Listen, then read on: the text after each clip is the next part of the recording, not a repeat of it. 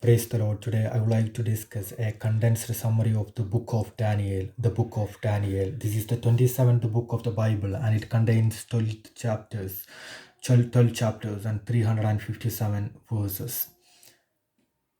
And the author of this book is Daniel, a captive prince from Judah, an interpreter of dream and visions, prime minister under several kings and prophets of God.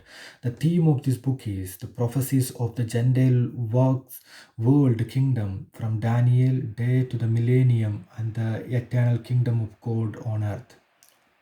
Daniel also records the history of Babylon and Medo-Persia under Nebuchadnezzar, Belshazzar, Darius, the Mede, the Cyrus, the Persians.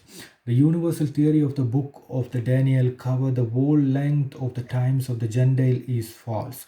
Daniel saw these times as happening from this his day on, but that does not prove their entire length was predicted by him.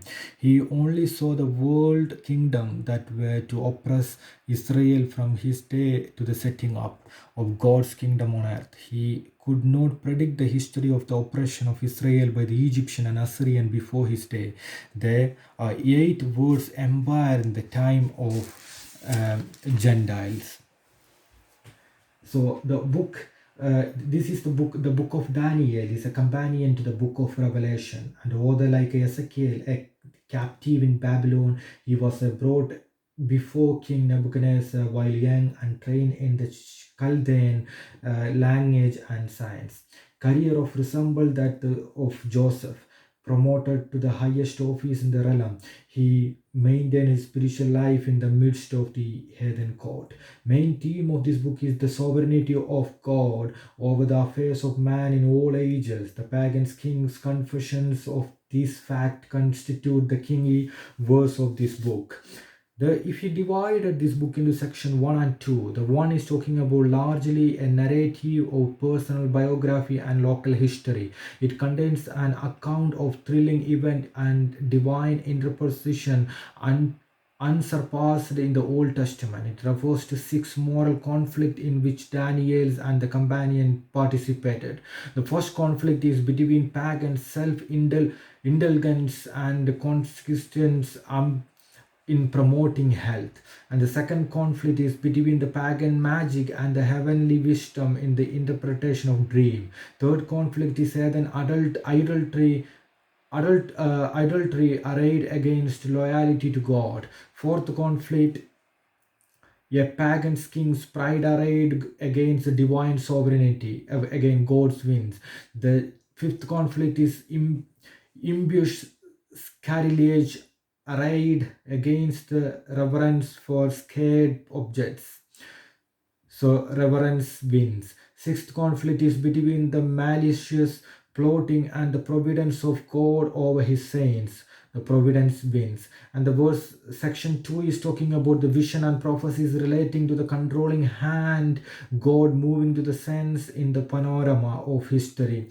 The interpretation, the book of Daniel is the companion of the book of Revelation, both containing much imaginary imagery which is mysterious. The attempt to fit the prophecies of Daniel and Revelation into facts and events of human history has produced an endless conflict of opinions.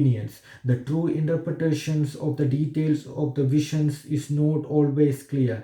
Two facts are generally acknowledged by candidate scholars: that the prophecies First one is that prophecies represent a partially veiled revelation of future events in secular and scared history. Second one is that the vision point of the ultimate triumph of the God's kingdom, even all satanic and world's power.